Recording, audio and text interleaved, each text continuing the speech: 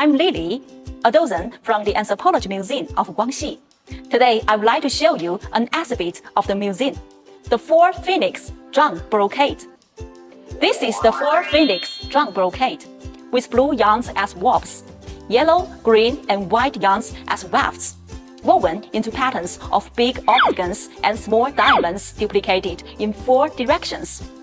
In the center of each octagon, there are 4 yellow phoenixes circling around octagonal clouds and thunder pattern, around which is decorated with white diamond patterns. The clouds are simple but tastefully matched as the 4 colors form a vivid picture of 4 phoenixes. The Zhuang women are hardworking and intelligent. All the beautiful things in life are inspirations for them to create patterns of Zhuang brocade. As a symbol of nobility and auspiciousness, Phoenix is the beautiful queen of birds. The Phoenix pattern is a sustenance of people's yearning for a happy life. Therefore, this pattern appears frequently in Zhuang brocade.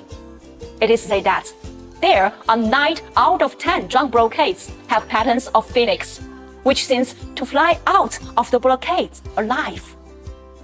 That's all for today. See you next time!